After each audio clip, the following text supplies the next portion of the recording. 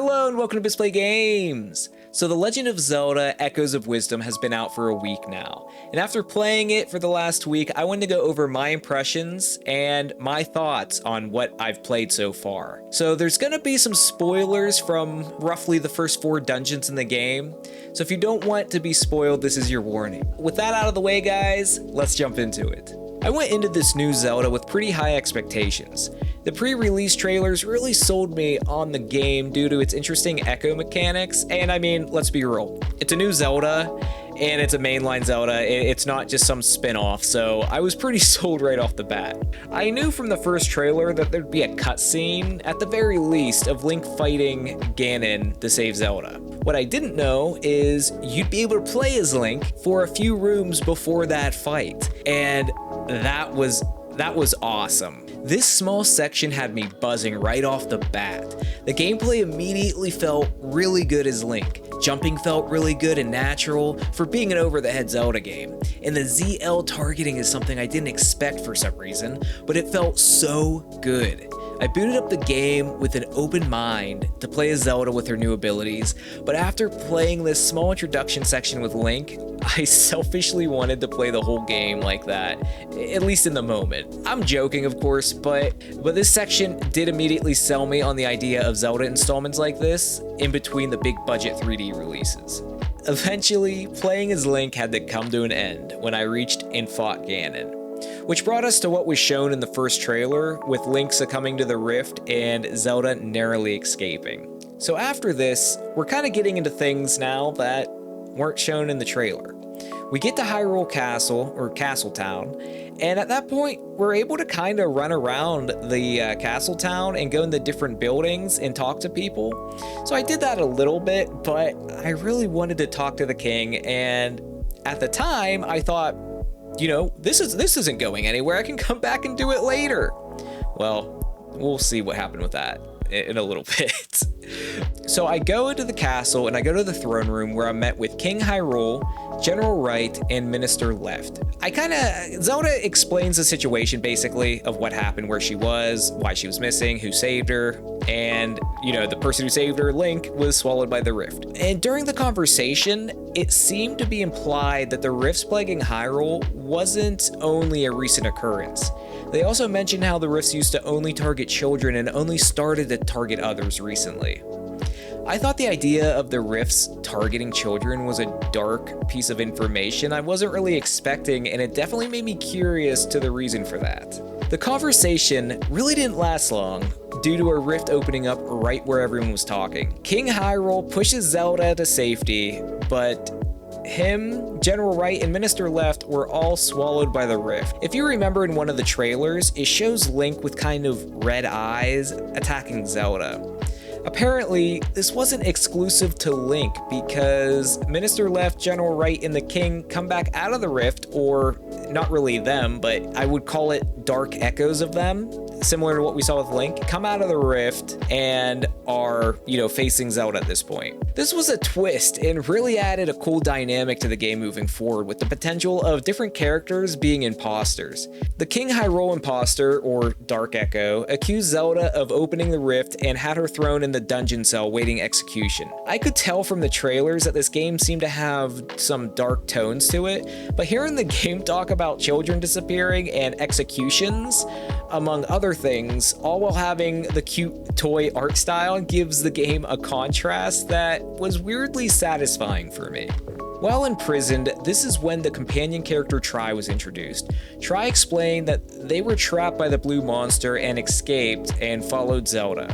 This is where you get the main tool for the game, or main, I guess, weapon or item, which is called the Tri Rod, which can create echoes of objects that have a certain glow or shine to them. So obviously, you're gonna escape the cell with the Tri-Rod, and they basically use Zelda escaping her cell in the prison as a tutorial for it, which I thought was a pretty cool way to do it. It was kind of like a stealth mission where if you were caught by the guards, you'd be thrown back into your cell and would have to do it over again. Sometimes I thought it was cool listening to the soldiers as you were doing this when they didn't see you, because they were kind of battling with the thought of Zelda being evil, and some of them couldn't really come to terms with it, and then others were like, well, that's what the king said. So it was just kind of cool listening to that and listening to that turmoil they were kind of going through, which I feel like just made the world feel a little bit more immersive. Using the tri-rod, I eventually made my way through the prison, and then we run into our girl Impa. Impa, being her bad self, takes out some guards to give us some time to escape, but before that, she marks our map with the place we should go next. So then we use a hidden path to escape Hyrule Castle. But before we really get out of there, another rift opens up and chases Zelda, and she eventually falls into a waterway, which washes her up to the southern beach. And once you get here, the game's really starting,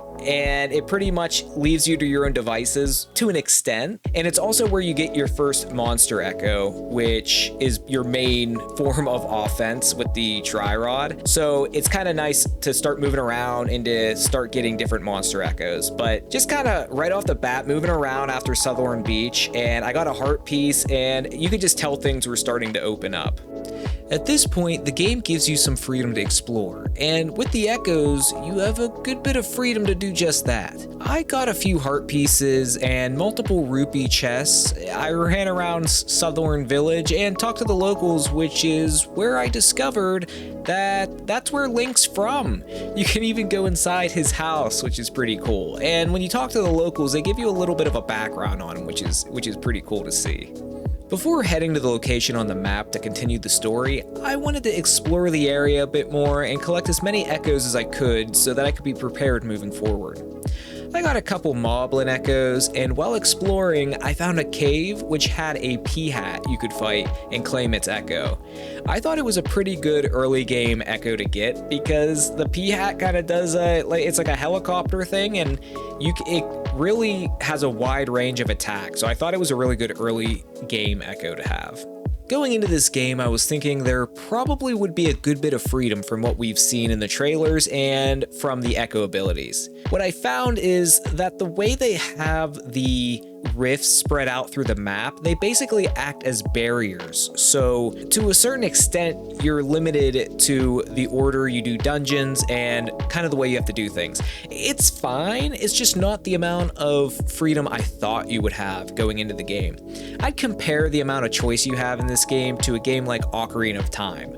Like, there's a general way to do it, but there's certain things you can do in the order you want. Like Ocarina of Time, you could do the Spirit Temple and the Shadow Temple either way, and you could do the Water Temple and Fire Temple like interchangeably. So like there's about that amount of choice, I'd say, in this game. After I had my fill of exploring and gathering echoes in the southern area, I made it to the point that Impa marked on my map. Unfortunately, the house that was where the mark was half covered with a rift. This sets up the first dungeon, where Tri says that their friends are trapped in the rift, and if we could save them, they could help heal the rift. We find a section of the rift where Tri can make an entrance, and then we're off to the Still World. The Still World was cool, and seeing the people petrified and Tri saying they would eventually fade away definitely added to the atmosphere. However, it was a little disappointing. It basically acts as a brief section before a dungeon. It's not that long, but it serves its purpose. I guess when you come from Tears of the Kingdom that had 3 basically full-fledged maps, the Depths, Hyrule, and the Sky, it seemed a little underwhelming. The first dungeon, which was called the Southern Ruins dungeon, wasn't too difficult, but it set the stage for what to expect for the dungeons moving forward. There were some pretty cool puzzles, and it was fun figuring out which echoes to use to solve them. You also learned another one of Zelda's main abilities, which is called Bind. With this ability, you can move things by guiding Tri with the Tri-Rod. You also learn Reverse Bond, which allows you to attach to an object or creature and move where it's moving. Bind and Reverse Bond were cool to use in puzzles, and as I'll talk about later, they're really nice for convenience. The mini-boss for this dungeon was the Dark Echo of Link. I thought using Link as a mini-boss was a cool idea, and he wasn't a pushover. I definitely had some trouble with him. After beating him, you got his sword, which we later find out is called the Sword of Might. This sword gives you the ability to transform into a form called the sword fighting form for a brief period of time. You can recharge the meter to stay in this form by collecting energy that's found in the still world. You can do this by killing the shadowy enemies from the still world or the enemies that come out of the rifts when you're in the normal world. The boss for this dungeon was called Seismic Talus. I thought he was a decent fight as far as first bosses go. He wasn't too bad, but I definitely took my time with him, and I eventually had to use the sword fighting form to get the final hits on him. But I'd say he was definitely a good intro boss, and even though he wasn't that difficult, I felt like if you're not going to have it difficult, you have to have spectacle, which I thought this boss had. After beating the boss and freeing Tri's friends, they restore the Southern Forest and heal all the rifts. We also saved Minister Left, who was one of the people taken with King Hyrule from the rift there. It's here we find out that the location where you enter a rift doesn't mean that's where you're going to be found. Finally, I was able to get to the point Impa marked on my map, which ended up being her brother's house, Lubury. So we're at Impa's brother's house, Lubury, and he explains to us that he's been helping Link try to get rid of these rifts and to go after the blue monster, who we know is Ganon, but I guess they just refer to him as the blue monster. He kind of goes into how, he's all worried about Link and what happened to Link and everything, and he kind of tells us that we can upgrade that sword that we use for the sword fighting form in a machine he has. Now, I don't remember if it's from us talking to Lubury or if it's when in the basement he has a journal you can read, which gives a little bit more of a history on Link and his relationship. But there was at one point you find out that Link was actually one of the children that was mentioned earlier that was taken by the rifts. And it was explained by Lubury that when a child's taken by a rift, they lose something. And in this case, he said Link lost his ability to speak. I thought that was really cool that they made a little bit of lore of why Link doesn't speak. And I don't know, they could have just kept going with it, you just assume he's talking, but I thought it was kind of cool that they gave a little bit of a background for that. So after speaking with Lubury and kind of getting that situation understood, Tri decided to go up high in the sky and do a little bit of scouting of other rifts we could go to, because we didn't find our father, King Hyrule. When Tri comes down, Tri mentions that they found rifts in the far west and the northeast, Gerudo Desert and Jebel Waters. And basically that these might be places where General Wright and the king might be trapped. So that's kind of giving us a little bit of a guidepost of where we're going next. And this is kind of going back to what I said earlier, how there's some freedom in this game. Like in this case, you could go to Gerudo Desert or you could go to Jebel Waters, and you could do them in any order. The main point is, once you do this, Hyrule opens up a good bit more to you, and you can kind of just go exploring, which is pretty much what I ended up doing before I ended up picking the next dungeon to go to. So at this point, I wasn't really in any rush to go to either of the dungeons. I wanted to do a little bit of exploring, and I really wanted to start getting waypoints collected so I could move around Hyrule a little bit more freely. So as I was exploring, I obviously was collecting more echoes, which there was a good variety more to collect. I think I got a few bird monsters, and I got a different variation of the moblin, like the sword moblin. As I was exploring, I ended up at Hyrule Ranch, which right at the ranch, you kind of see there's this little table with a marking on it, and when you go up to it, there's this guy who comes down who I'd say is probably the replacement for Tingle, which rip Tingle. I mean, I would have preferred Tingle, but this guy's called Stamp Guy, and he starts a stamp rally for you, which is basically you go around Hyrule and you try to find tables similar to this one, and you get these stamp cards, which you get stamps for, and they're kind of weird looking stamps, which I like. I like the weird kind of stuff like that. It's just a cool little collectible or a collectathon kind of thing they added for the game, but I'm not mad at it. I think it's a cool addition. after I got my stamp card, I went into the ranch and there's this old guy in the back corner, and you go to him, you're like, oh, well, maybe I'll get a horse or figure out how to do that. But he talks about one of the horses we're missing and that he can't give you any horses until this horse is found. So I kind of went looking for the horse, and I think I went to the west, and I ended up finding the horse on this little piece of land that's surrounded by water, and I guess the horse somehow got stuck there. This is where you can get creative with the echoes you used. I just put a couple beds down, I think, to use as a ramp to get back on the land. And then you take the horse back to the old man, and he basically thanks you. I think he gives you some milk. Now you can just take a horse from the ranch whenever you want. I think later on you get something from the trailer. It said you can get an echo of a carrot to summon them whenever you want to.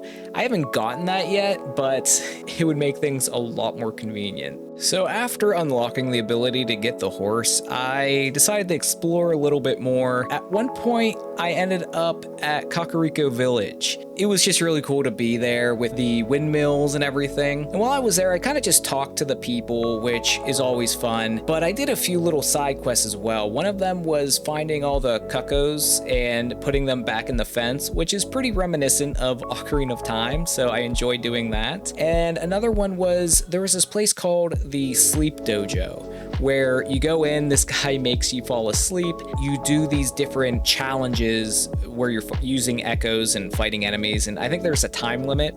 Usually when you go into a building, there is a special item that you'll eventually get from doing quests in there. It will be glowing. It's slightly different than the glow you get when you're trying to get an echo. It's basically showing that it's a treasure, and you're eventually going to be able to get it, and it looked like a little sword. So what I'm assuming, I don't know yet, what I'm assuming is when you eventually do enough at the Sleep Dojo, that you might be able to get a sword that Zelda can use outside of sword fighting form, which I think would be really nice because you don't always have the energy, and it would just be nice to have the option when you're in a pinch. But yeah, Kakariko Village was cool. I know I'm gonna be back there. I think that's when you're doing stuff with Elden Volcano, but I'm not quite there yet. So after this, I'm like, okay, I think it's time to choose which dungeon I'm gonna do, and I decided to go to the Gyarados Desert first. So there's a waypoint that is kind of on the east end of the Gyarados Desert, but because of where I was coming from, I think I was coming from the Kakariko Village, or I warped to the ranch and I was working down from there. So I kind of entered the north end of the Gyarados Desert, which probably was a mistake because there's a lot of obstacles I had to work around. It's important to note that at this point, I got an echo of, I forget what the echo was called, but an echo of a spider that can pretty much crawl up walls. And if you use the reverse bond on it, you can follow him up the walls. So needless to say, I used that echo a lot to scale the walls. I went up a mountainside that ended up in the Gyarados Desert. One of the first things I found was there was this cave. I went in the cave and there was a rift separating you from what looked like a grave on the other side. You found this big rock you can move and kind of advance to kind of go around everything to get to it. So there were some challenges you had to do. Eventually you end up on the other side and there's this tomb with some torches next to it, which I light and nothing happens. So after wasting a lot of time kind of running around here, I eventually decided I'm not supposed to be here yet. See, when I was younger, there was a lot of times where I would be in an area and I would try absolutely everything. And I'm like, I must be missing something because I did everything, and obviously something happens here. What I didn't realize is they didn't want you there yet. And as I got older, I realized that a little bit quicker, and this is one of those situations where I'm like, not supposed to be here yet. I'm gonna leave and probably end up coming back later, which is what happened. So I leave the tomb and I started trying to work towards the waypoint or the story marker on the map, which was kind of to my, at this point, I had to go southeast to get to where I was going, which I really took the wrong way, because as I was working towards this marker on the map, I ran into one of these echoes that basically was a tornado. It reminded me of the god in Wind Waker that controlled the winds. He looked like a little frog guy in a tornado. I'm pretty sure that's what they were going after for this echo, and nothing worked against it. I tried everything, and I'm like, well, I guess I can't even get the echo for it. But eventually I used, I believe it was a dark nut echo. It was one of those big heavy armored echoes, and it ended up working where the tornado echo wasn't able to blow him away, and it ended up killing it. So I got that tornado echo, which was really convenient to blow away the piles of sand that you run into all through the desert. So I think I kept running into problems getting to the waypoint. So I ended up going to one of the other warp areas, kind of on the outside of the desert. And I went in that way, which got me to a group of 3 of these Gyarados guards that were complaining about being tired, and they wasn't really helping me or advancing the story. So eventually they told me that there was people farther to the west to talk to.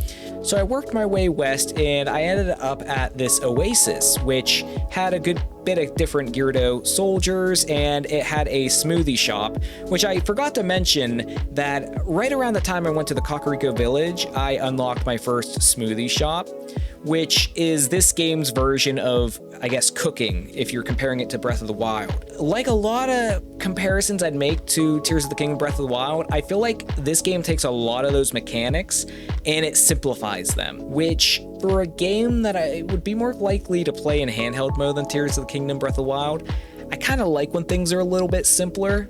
It makes it easier to digest. That's no exception for this game. With the smoothie shop, you only need 2 ingredients to make different smoothies, compared to Breath of the Wild or Tears of the Kingdom, where you could use like 5 different ingredients. So I felt like that really simplified things, but there was also a good bit of combinations you could do, so I don't think it dumbed it down too much. But anyway, yeah, I found the smoothie shop, and it's the Deku Scrubs are the ones that I guess work the stands. And I found one near Kakariko Village, and there was another one near the Oasis in the Gyarados Desert. So I felt like I just kept getting the runaround at this point. I think when I was at the Oasis, someone had mentioned the Gyarados town. So I went to the town. I think I did some side quests there. Like one of the soldiers there really wanted to inspect a tumbleweed. So I took a little bit of time doing that, and another one wanted to play tag. Yeah, there is a good variety of different side quests to do. But I tried to go to the chief's room, but I wasn't allowed in. So once again, I had to find wherever I had to go, because I did try longer than I'd like to admit to get into the chief's room by other means. I'm like, there must be a way, but no, I needed to come back there later. So I did some more side quests. There was some more side quests that were at the Oasis where you could get some stuff. So as I'm exploring near the Oasis, I go a little bit further west in the Oasis ruins. I end up finding this rift where I think Tri brought up about trying to find an entrance. I had to go a little bit further down, and you find this cave that's guarded by a Gyarados warrior. And as you try to get past her, she's like, no, I'm here to guard this cave and I'm not gonna let you pass. So after this happened, we hear a cry for help, and it ends up being Donna, who is the chief's daughter. Basically, long story short, you help Donna, or Donna wants to help you. You're telling her that you can fix the rifts, and she's like, awesome. And tries to convince her mom, the chief, to let you do this. And the chief's advisor is like, no, we can't trust Zelda. We can't trust this person.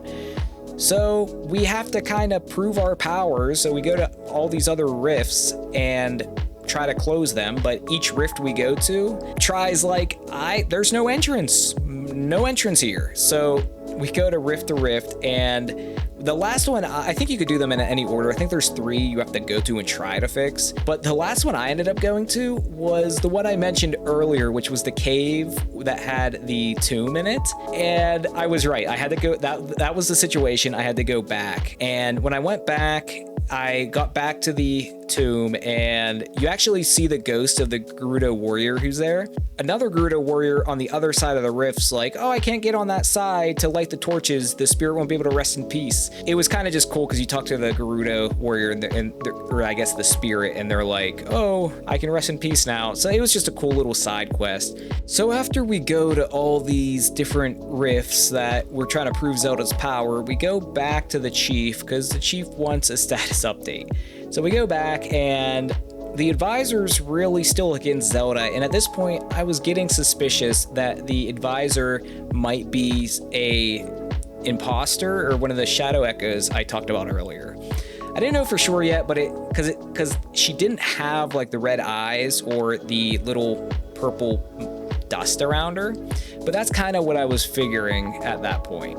So as we're trying to still convince the chief, Donna's actually able to get the chief kind of leaning towards our side.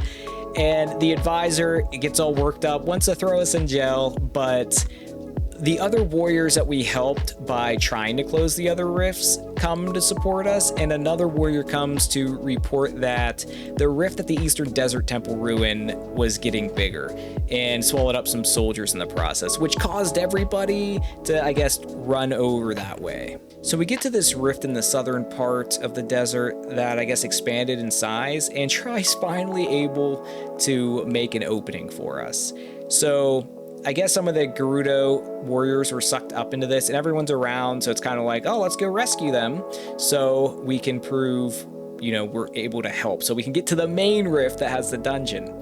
So we go into this rift, and this is like this is a minor rift, which there's a handful of these minor rifts that basically, you know, there's just little sections to go through, and I like them, but like I said earlier, the Still World, it's just kind of these minor sections. I think it's cool. I think the platforming's cool, and there's definitely some challenging areas, but these minor rifts kind of act like, if you remember in Twilight Princess, when you go into the Twilight Realm, you have to get those seeds of light to unlock and like get the twilight to go away from certain areas. It kind of works like that, where you collect the these little pockets that hold Tri's friends, and there's like 5 or 6 you have to collect in these minor rifts. So we go into this rift and we collect all of Tri's friends, and as we're in there, we see the advisor to the chief floating there, which kind of confirmed my suspicions that the one we saw with the chief was an imposter. So we heal the rift and we end up back at the real world where everybody was. So we get back to the real world and we can see that the advisor, Fawcett's, being a little bit skittish and trying to leave.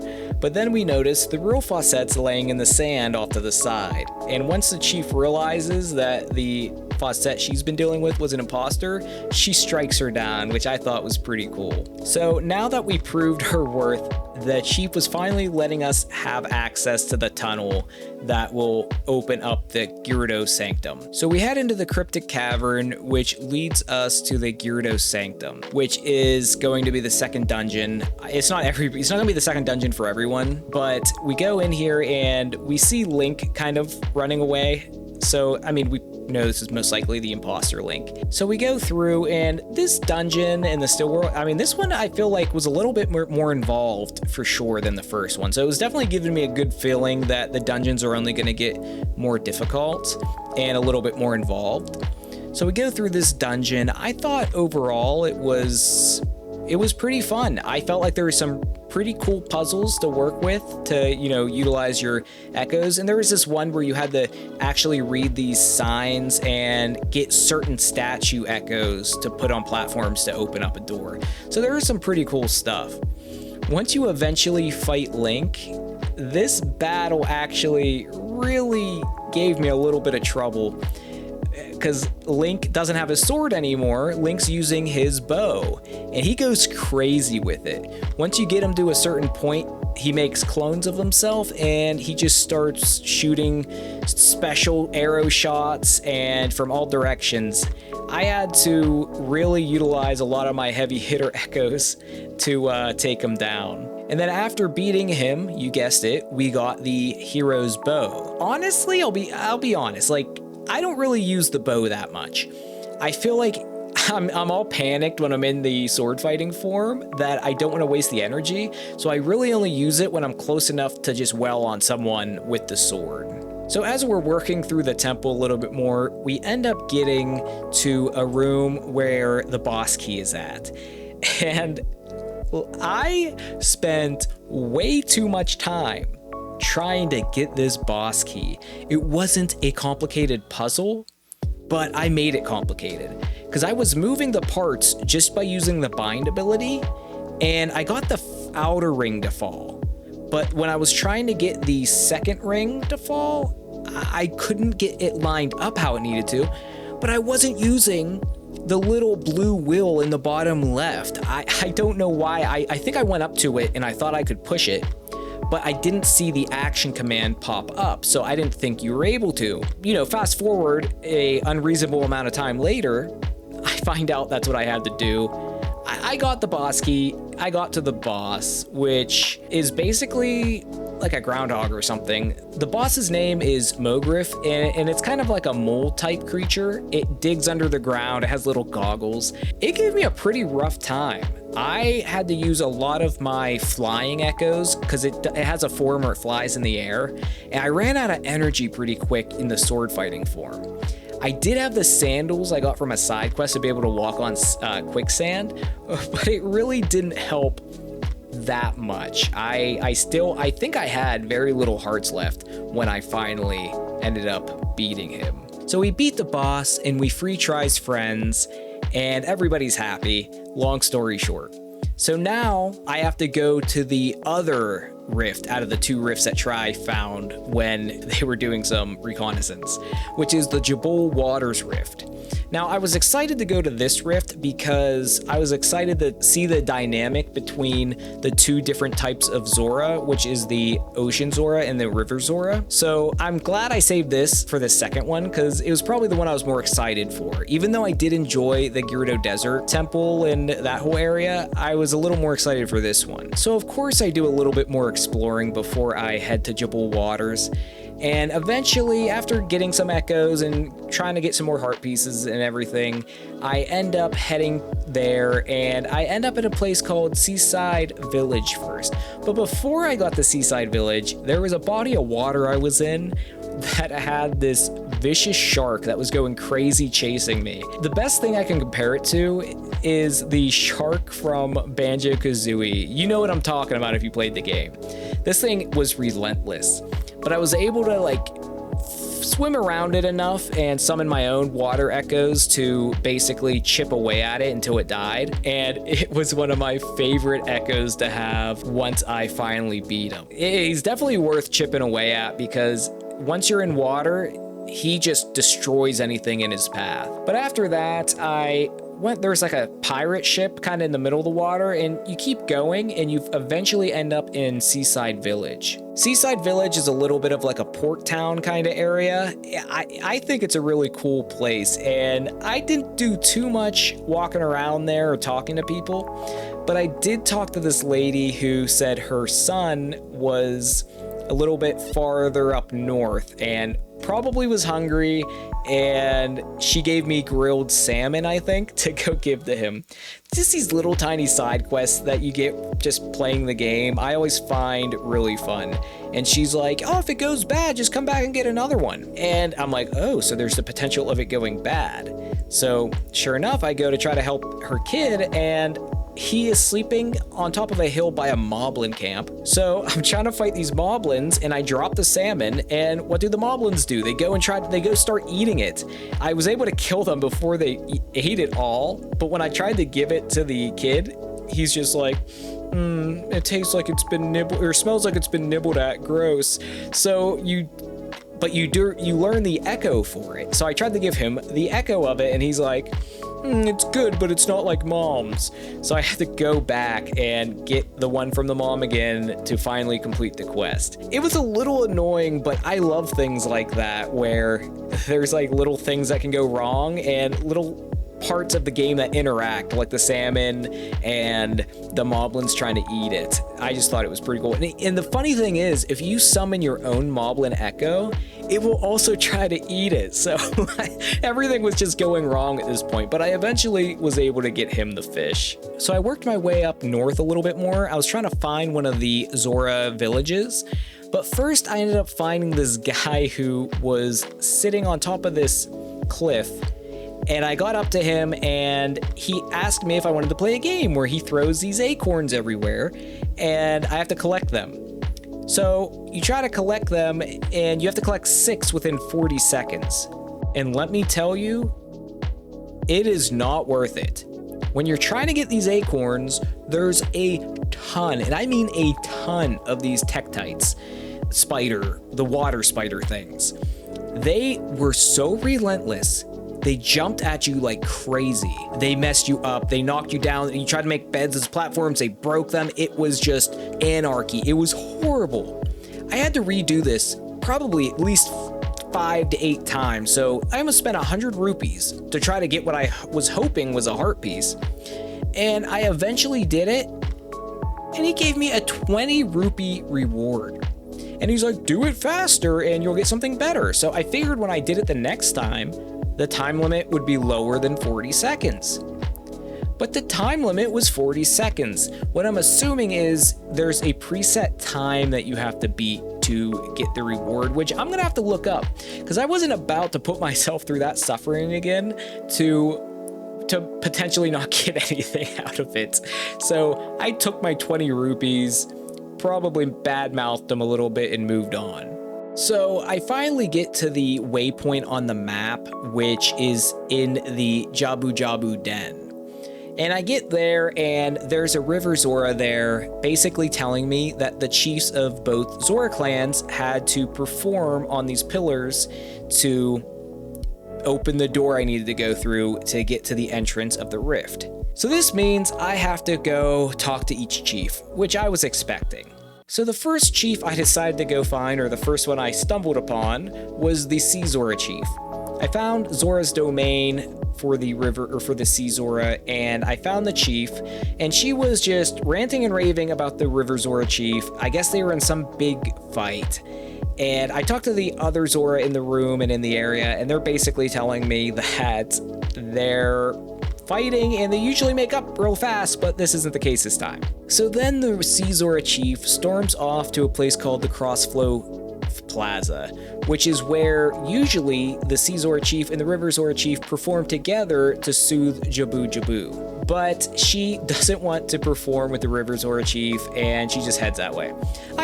I decided to go that way too. I kind of figured that was the wrong move because I know I probably had to go talk to the River Zora chief too, which is what I had to do. So I made my way to the River Zora village and I found the chief, and his name's Drad.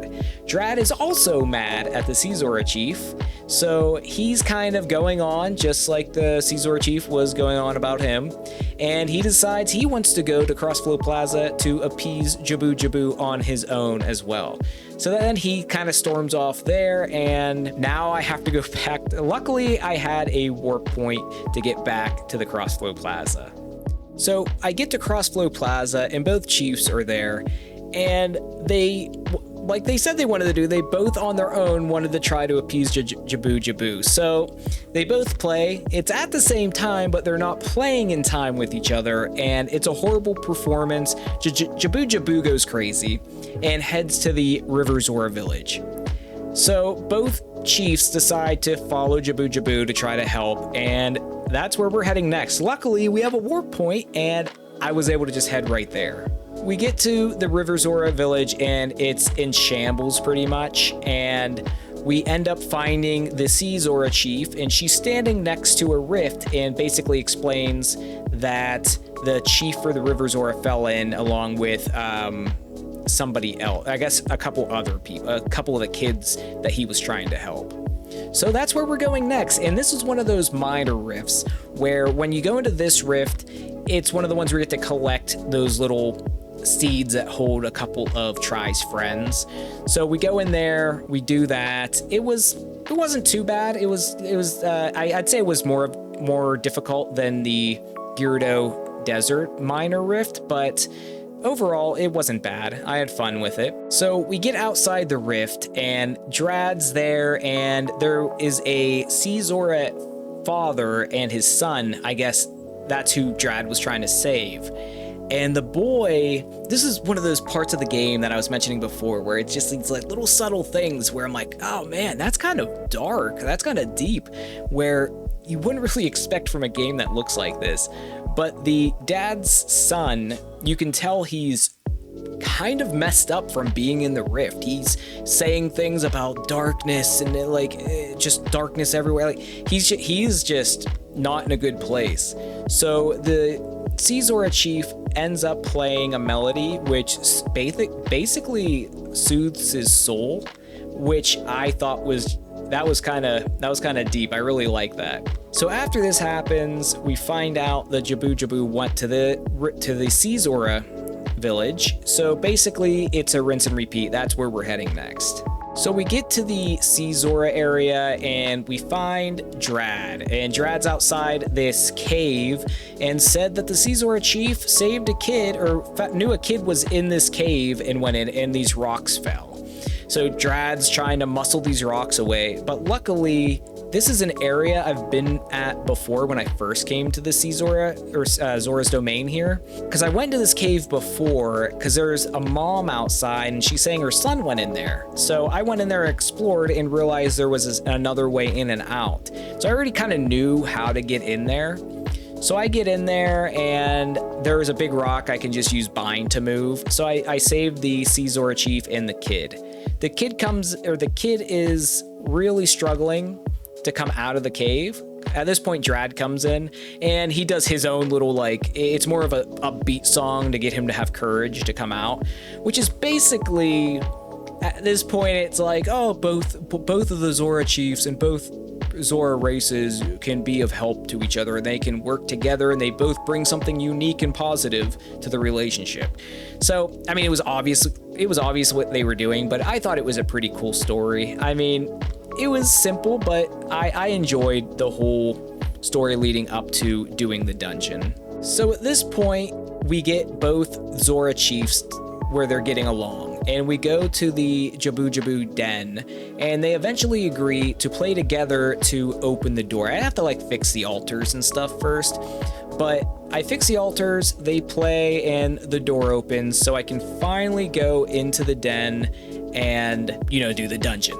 But, before this happens, we kind of, as we're talking to the chiefs, we basically tell them and deduce that Jabu Jabu probably isn't Jabu Jabu. It's probably an imposter from the rift. So when we go through this door that opens when they play, there's a surprise boss fight with the fake Jabu Jabu. I thought that was really cool because I was expecting to go into the rift and kind of start working towards the dungeon, and maybe Jabu Jabu would be the boss. No. Jabu Jabu is the boss before the boss. And it was a pretty cool boss because it kind of worked as one of those common Zelda bosses where you have to get the bomb, like the boss to swallow the bomb. Because at this point I got an echo for a bomb fish.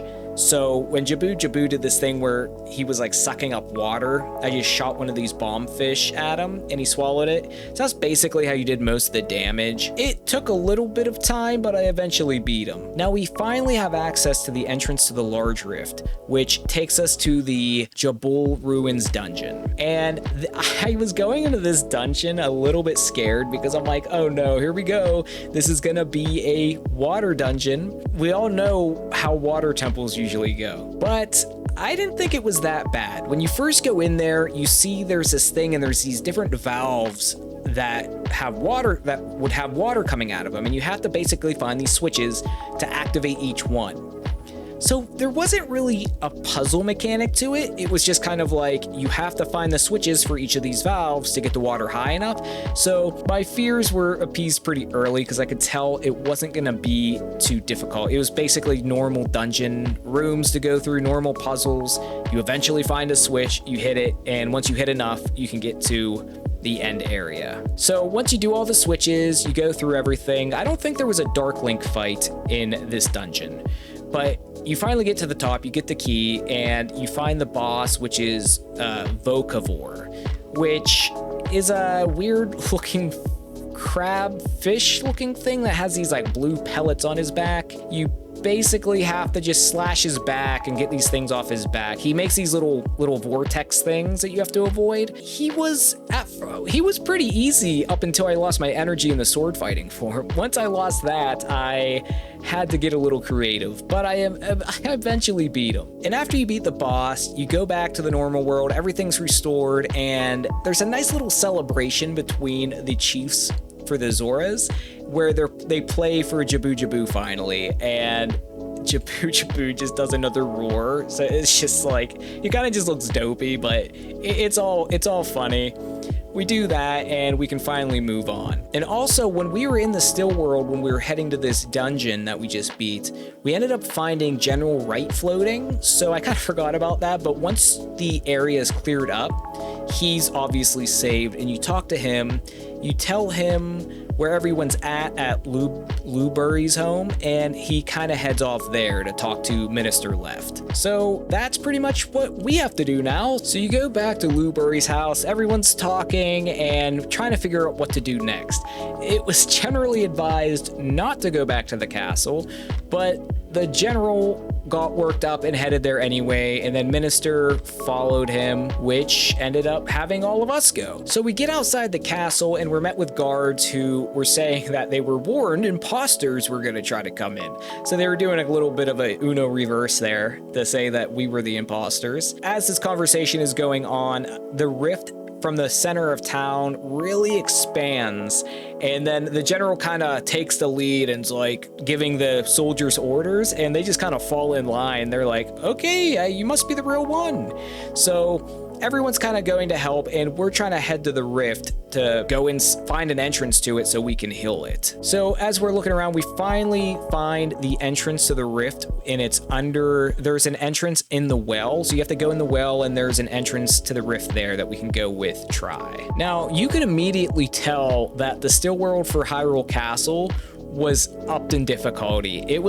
I had a lot of trouble right away. The enemies were harder, the platforming was harder. Overall, I felt like it was a pretty good time moving through the different challenges. So working our way through the still world, we finally get to the Hyrule Castle dungeon. And it was pretty tough. You work through it, you had to deal with a lot of those tougher enemies. I felt like the puzzles were a little bit more in depth, and there was even some sections that kind of reminded me of like an RPG, where it was like these shadow soldiers, and if you touch them, it like cued you into a fight that you had to beat these other enemies, and then you could leave, which I thought was a cool little like element for this section of the game.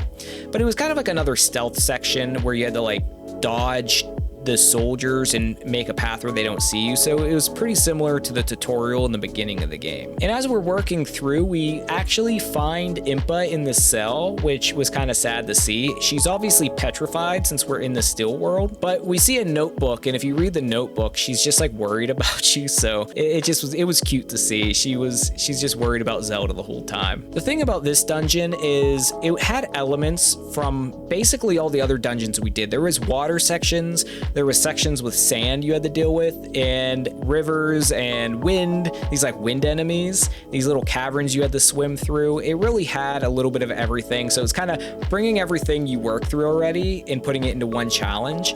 And if you remember, it kind of follows, it's seemingly following the formula from the early Zelda games, where you do like 3 dungeons or so, and then a big event happens, and then it gets you to the second phase of the game.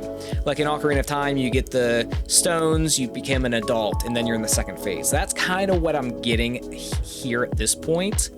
You keep working through the dungeon, and eventually you get to the room where you talk to the fake King of Hyrule, and he basically calls on his master, and you see that weapon that Ganon used in the beginning of the game fall down, and the fake King of Hyrule turns into Ganon, which it's explained that it's basically like an echo of Ganon. Even though he was an echo of Ganon, the boss fight was pretty in depth. Like, it wasn't like in the beginning of the game where you do a couple of hits with Link and it was done. No, he had a lot of different moves, and you had to fight him in a couple of different ways. Like at one point he throws his weapon and it's spinning, and you have to use bind to catch it and then run it into him. So that was something that took me a second to figure out, but I definitely thought that was creative. But after slowly grinding through this fight and healing multiple times, I was finally able to beat him, and I got the heart piece, and you're gonna leave just like normal.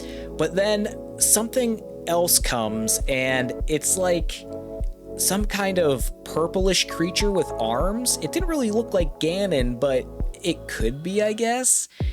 And as it was about to get Zelda, and then Link comes with a freaking club that you would have in Breath of the Wild and just smacks his hands, which I thought was pretty funny. Then Link ends up in the purple crystal that Zelda was in, so it's like Link's the, you know, hero in distress. So he disappears. I think Tri makes a comment like, oh, Link can move freely just like you can, because earlier in the game, Tri explained Zelda being able to move freely in the still world because she's special. I assume it has to do something with Zelda having the Triforce of Wisdom. Something dealing with that, I'd say. But then you go into the throne room again. The soldiers are kind of debriefed that Zelda isn't evil. And you talk to the king and the general and everybody. As you're talking, there's a report that more rifts have appeared at Eldin, Volcano, Linaru, and Farron. Now, they explained that these might not be coincidences that like where these showed up, because I guess they're the lands of the goddesses, and it goes into the, I think he said the divine power, which I guess has to do with like the Triforces, or just like the power of the gods, and they think they're trying to steal that divine power. So that's where I left off after playing this game for a week, and let me tell you, I'm having a good time with it. There's definitely things that I feel like could have been a little bit better, but overall, I just think the echo mechanics in general just makes things really fun. What I would improve on, or what I would, I guess, have complaints about is, and I think a lot of people probably would have the same complaint, which is the menu system for picking the echoes isn't really refined. There's a lot, I mean, there's a few different ways you can organize them, like recently used and types and stuff like that. But the fact that you have to scroll through everything, or everything's available, there's no folders or things like that, or like maybe a favorites tab, I think that would make that a lot more easy, and I don't think that should have been too hard to do. Another thing is, I've only was riding on the horse a little bit, but I think the horse controls are a little janky. I mean, that might be nitpicking, and maybe other people don't agree, but I just found it a little difficult moving around on the horse. I almost prefer not to be honest. So I think at this point I'm about to get the carrot echo, and get my actual horse, because Impa sent me on a quest to go get my horse from the ranch, and then the horse was gone and fell into a rift, so that's another rift I have to do. But I didn't do that yet, but that's what I assume's happening. But yeah, overall, the game is fun. Some complaints about maybe just the interface, but other than that, I think the story's interesting, the characters are interesting, the gameplay is fun, and yeah, I feel like maybe I still would prefer to use Link with maybe new abilities, but I guess it doesn't matter. If they would have gave him this, it would have been the same. Overall, I think they did right by Zelda. I mean, at this point, I'm having a really good time with it. And once I finally beat the game, I will do a review, so I'll go over more of this stuff a little bit more in depth at that point. Alright guys, so those were my experiences and my thoughts on my first 7 days with The Legend of Zelda Echoes of Wisdom. Let me know if you guys have played the game and what your experience has been so far. Do you like the game? What would you improve on it? And, you know, what are some things that you found out in the areas I was in that I didn't see? Because I definitely would like to know, maybe like a heart piece or something.